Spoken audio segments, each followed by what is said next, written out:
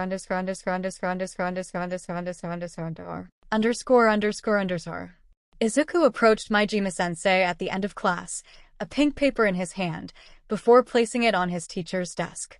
𝗵𝗃𝗧𝗏 picked it up, looking over the form silently. Izuku stared directly at him, not registering the stares from his classmates. Finally, 𝗵𝗃𝗧 put the paper down, and looked at Izuku directly. "Alright, kid. What is your angle?" Izuku showed no visible surprise to his statement, though inside he was beginning to panic a bit. "I am afraid I do not know what you mean, 𝗵𝗃𝗧𝗵𝗲. Midoriya," he began, flipping the paper over and pointing at the form. "This is a form requesting after-school build time every day including weekends for the next month. Specifically an extra 5 hours on weekdays and 12 hours on weekends." He turns up to face Midoriya. "So I am just curious, what exactly is your angle?" Izuku takes a deep breath, before looking back at 𝗵𝗃𝗧𝗵𝗲, his gaze hardening. "The sports festival is in a month, and I would like more time to prepare for it." Izuku pauses, taking a breath. "I intend to win." He immediately hears multiple people snort and begin to chuckle from behind him, but he pays them no mind. 𝗵𝗃𝗧𝗵𝗲 is still staring at him, the exposed lower half of his face not giving anything away. "You do know that nobody from the support course has ever won the sports festival, right?" 𝗵𝗃𝗧𝗵𝗲 kept staring back at Izuku, though since his eyes were not visible, it was almost like he was staring through the amputee. In fact, nobody outside of the hero course has ever won the sports festival. Izuku does not bend under the gaze. In fact, he only seems to bristle more as 𝗬𝗨𝗪𝗏 speaks. The pair are silent for a time, before Izuku finally speaks. "Just because it hasn't been done before, doesn't mean it can't be done." Izuku grips his right wrist through his sleeve, clenching around the unyielding bronze shell. "It just means that they didn't want it enough to take the final leap." It becomes clearer to Midoriya that they were no longer talking about the sports festival. 𝗵𝗃𝗧𝗵𝗲 is silent for a time, but eventually his mouth breaks out into a wide smile. "Alright, kid. Let's see what you got." He handed Izuku the form back, stamping the corner with a small green stamp. "Though I will need to see your certifications and experience before I let you go unsupervised, alright?" Izuku nodded and began to walk back to his desk, grabbing his bag and slinging it over his shoulder. The sports festival. Despite just being a high school athletics competition, it was one of the biggest televised events of the year. Millions tuning in to watch the UA Sports Festival live, to see the future of hero society compete in a tournament for dominance. What a joke. Izuku moved over to one of the booths in the back of the workshop, pulling out the schematic from his bag and pinning it up on the corkboard.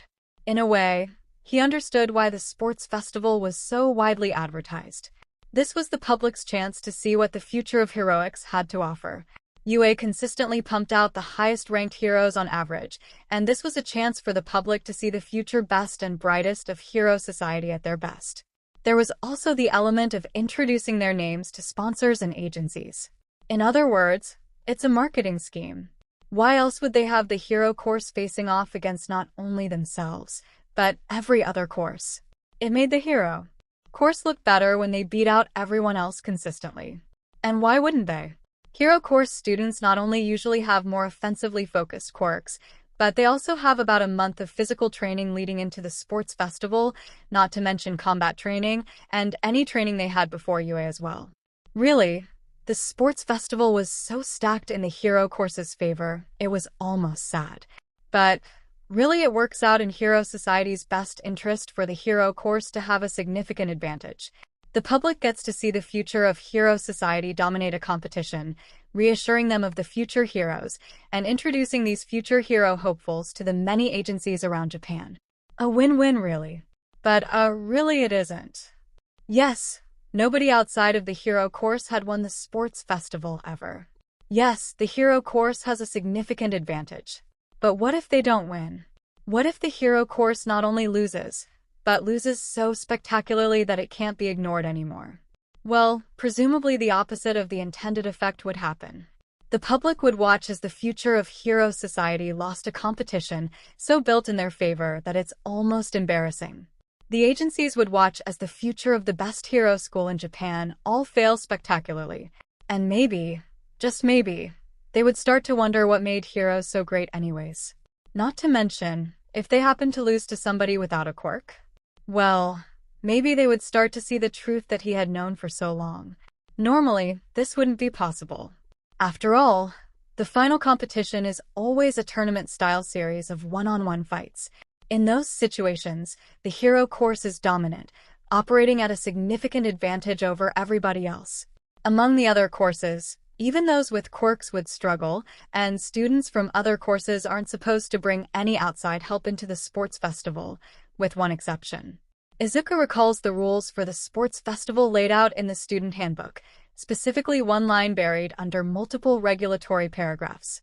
Support course students may bring as many support devices as they would like into the festival, so long as they build the devices themselves. That one simple sentence contained infinite possibilities. Izuku looked up at the design pinned to the corkboard, ideas popping into his head one after the other. In a way, the sports festival was a microcosm of his entire life.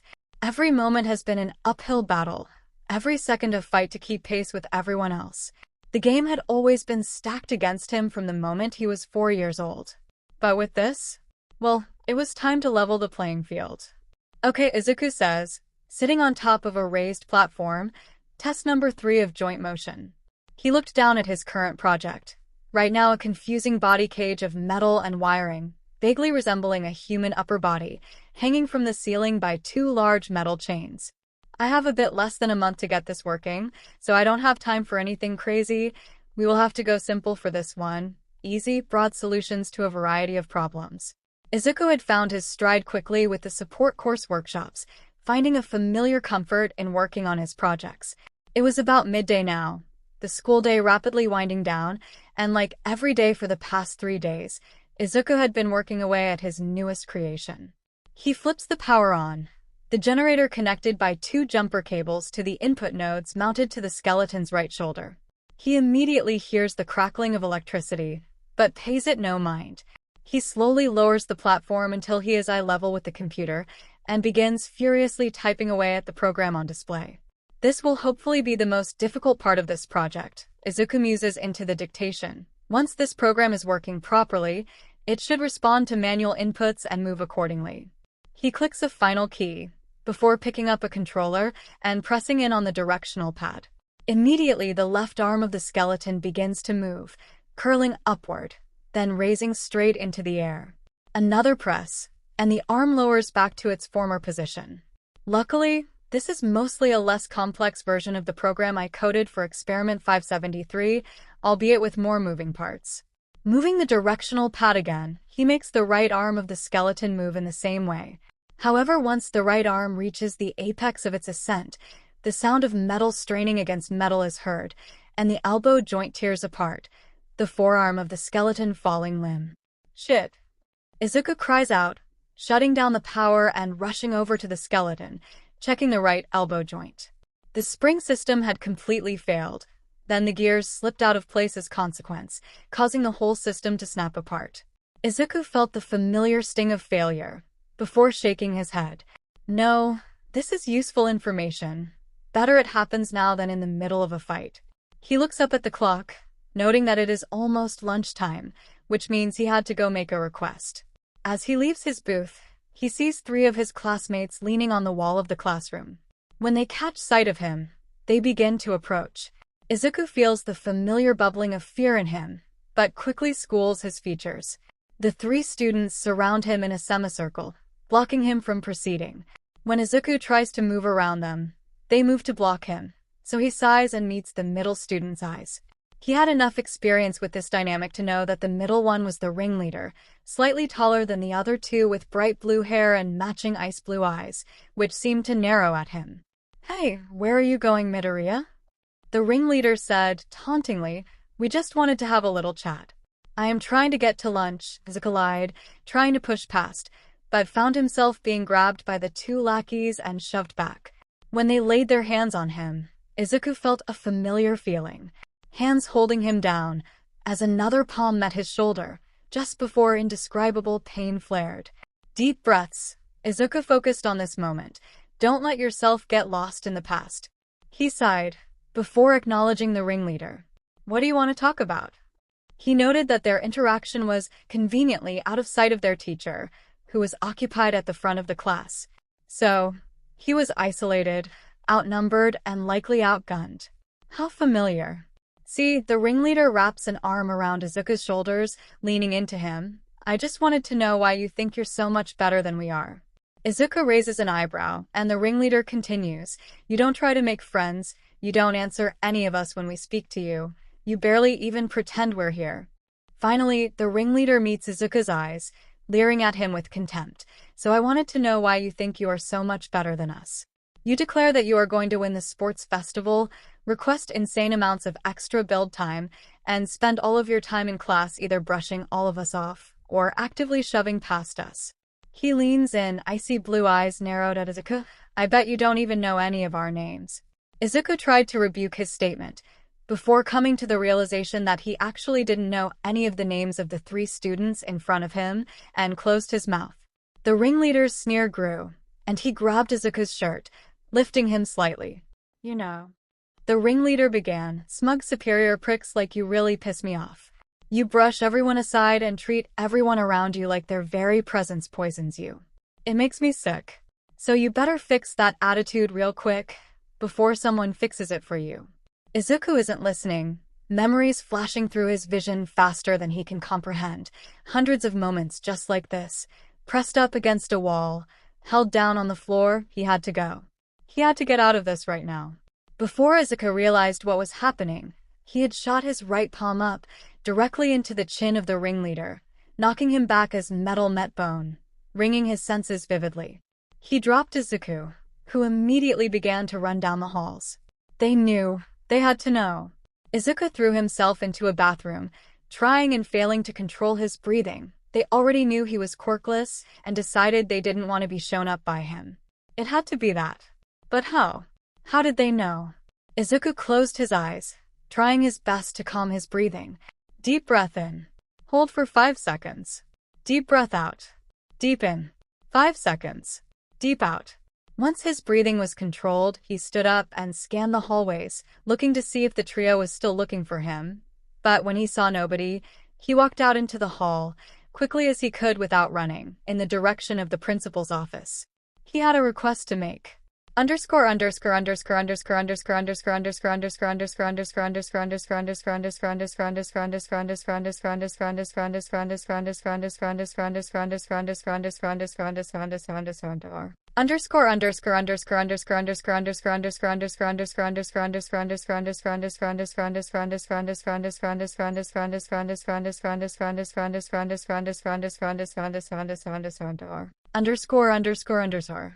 He wanted to ask for what now? 𝗵𝗃 spoke, astonished by the bluntness of the statement. When Principal Nizu had called him in, asking about an interesting request that one of his students had made, he had a feeling that it was one of 2 students, and was proven right when Nizu mentioned that a student named Midoriya had come in with a very peculiar request. He said verbatim, I would like to request student files on the hero course, including the battle trials from the first day, said Nizu, sipping his tea. How did he know about that? Nizu shook his head. When I asked him, he said that he heard some of the hero course students mention it during lunchtime, but I could tell that was a lie. 𝗵𝗃 nodded. Midoriya chose to eat lunch in the classroom, instead of the cafeteria, something that 𝗵𝗃 had stopped trying to fight him on. My guess, he managed to figure it out by overhearing bits and pieces from conversations in the hallway, piecing it together over time. That, or he hacked into the school servers and acquired a hero course itinerary, though I doubt he went to that level of extreme. Jesus, this kid was going to give him gray hairs, and it was only day 3. Well, I'm sure that Midoriya was disappointed, but that is a fairly unreasonable thing to ask given the context. Oh, you misunderstand, Nizu said, sipping his tea again. I fulfilled his request wholeheartedly. 𝗵𝗃's jaw dropped, staring at the rodent in disbelief. Why, you did what? Nizu finished his tea before responding, turning to 𝗵𝗃. I gave Midoriya the student files of the hero course, as well as the footage from the battle trial. But why? Nizu held up 2 clawed fingers and began to refill his teacup with his other hand. 2 reasons. First, because I am required to. It is written in the student handbook that the support course may request files on hero course students for academic purposes. The sports festival does technically fall under that umbrella. His teacup filled, Nizu takes another sip, before continuing, honestly, the only thing he really needed my permission for was the footage from the battle trial. 𝗵𝗃 was in disbelief. What? Did Midoriya read the entire handbook? And the other reason?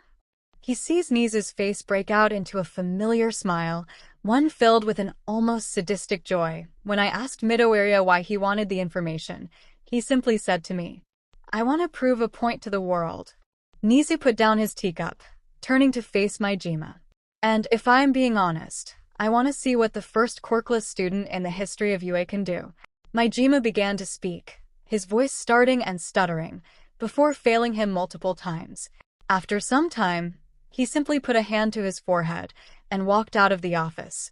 Maybe it's time to break out that vintage whiskey he got for his birthday?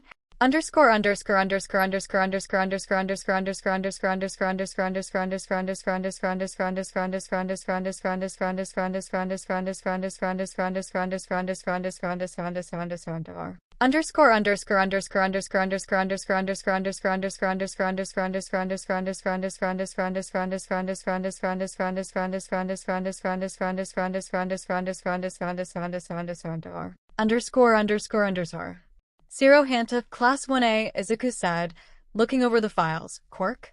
Tape? He read over the description of the quirk, quietly muttering to himself. Looking over these files, he found himself somewhat impressed with the information present, though he did lament that the specifics of the quirks listed were woefully light. Some might call this cheating, reading all of the information available on his classmates for an edge. But as far as Izuku was concerned, this is necessary. Izuku had to take every advantage available to him. He didn't have the luxury to fight fair. Based on the battle trial, the tape he can produce is quite durable, capable of supporting Zero's own weight, not to mention he can cut the strands and immediately produce new ones. This could be devastating in the right situation, and given 574's lack of mobility options, I need to find a new angle. Izuku scratched his head, though it's hard if I don't know the chemical composition of the adhesive. Given that it's produced in his body, it has to be a natural molecule. He flips to the next file. 𝗧𝗵𝗲𝗄𝗏, Class 1B. Izuku pinned this file next to Zero's, categorizing them in his mind. Quirk. Vines. Izuku read through the pitifully light description of her quirk again, looking between both her and Zero's file. Incredibly versatile multi-range quirk that can be used for both offense and defense. Vines are spiked, making melee engagement unadvisable, and trying to close the gap under her vine's range usually leads her to rely on defensive movements, trapping herself in a vine sphere and attacking wildly from outside. Izuku kept looking between the two, racking his brain, before a smile found its way onto his face. What do thorny, low-moisture vines and natural molecule adhesives have in common? Both are highly flammable under the right circumstances.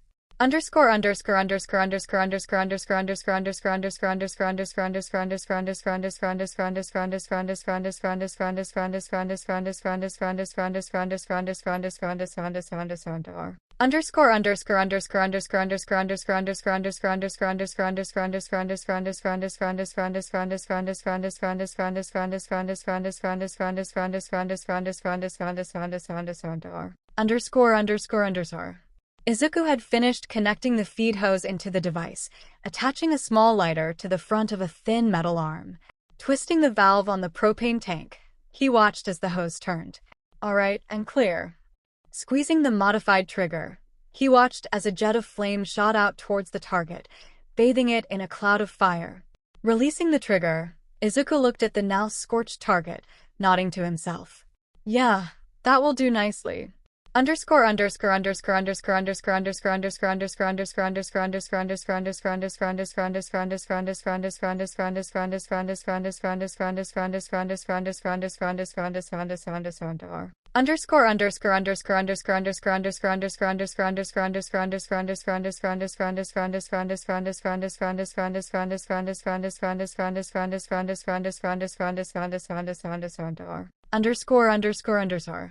𝗧𝗵𝗃𝗃, quirk, hardening. Izuku lifted the next file, and 𝗧𝗵𝗧𝗃𝗧𝗃𝗧, he paused, making sure he read that right.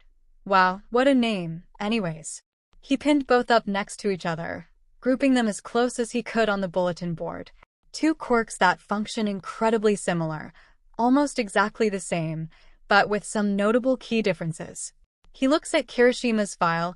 Given the nature of his quirk, it actually gives him an edge on 𝗧𝗵𝗧𝗃𝗧 in range of motion, as well as adding a rough surface for melee combat, though likely at the cost of durability. His eyes then flicked to 𝗧𝗵𝗧𝗃𝗧's file. Conversely, 𝗧𝗬𝗧𝗧𝗔𝗂𝗧𝗏's quirk seems to be more durable, as well as having the upside of being somewhat fire-resistant, though more than likely his range of motion and speed is lowered significantly, as all of his skin becomes one consistent piece of metal. Given the similarities, Izuku puts a finger to his chin. It would be easy to assume that the same solution would solve both problems, and I am inclined to agree.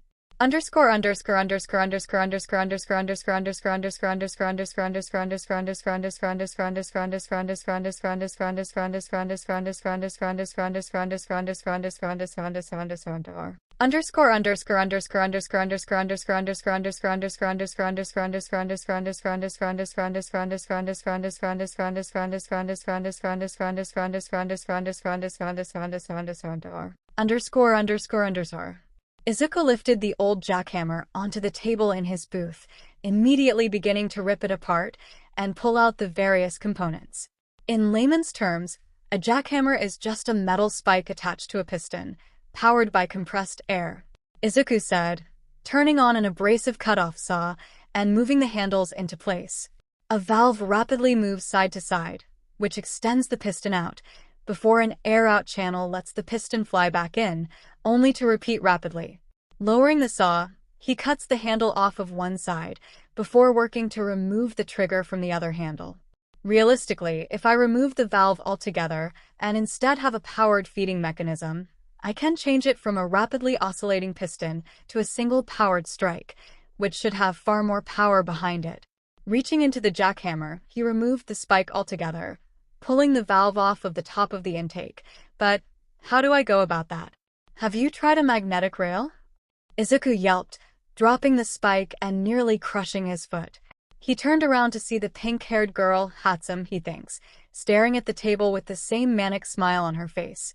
If you use a magnetic rail, you could drive the spike backwards along a rail, before reversing polarity and launching it forward. She approaches the table, grabbing a piece of paper and beginning to draw. Izuku simply stares in disbelief. What is her angle? Why is she helping him? Eventually, she hands him the paper, and looking down at it, he was impressed by how organized the design seemed. Not to mention that it wouldn't be that hard to manufacture. Still, he looked up at her skeptical. Why are you helping me? 𝗧𝗵𝗃𝗲 blinks, before holding out a hand to him. You interest me, especially with that arm of yours. Her eyes locked to his fake arm, still hidden under the sleeve of his uniform, and a black glove. I want to see what you can do. Izuku stared in disbelief, before looking down to his feet, fists clenched. But I'm nothing special. I'm a below-average inventor with above-average ideas, that's it. He stops himself, wondering if he should tell her, before deciding to rip the bandage off. I don't even have a quirk. He closes his eyes, waiting for her to laugh, maybe even sound off in disgust. But it doesn't. Eventually, he opens his eyes and sees May simply staring at him in confusion. But what does that have to do with building?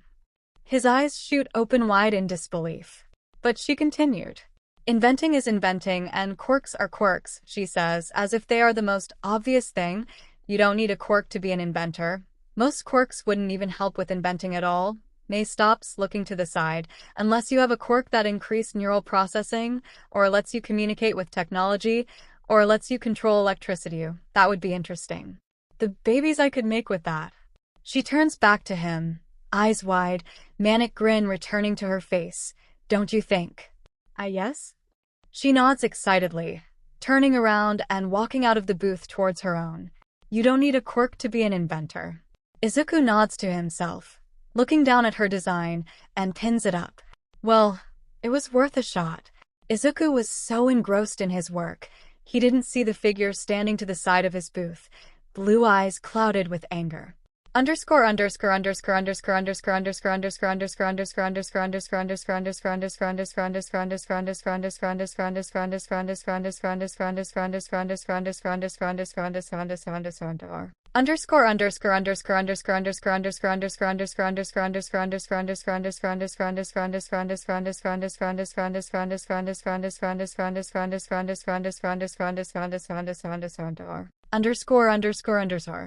Denki Kaminari.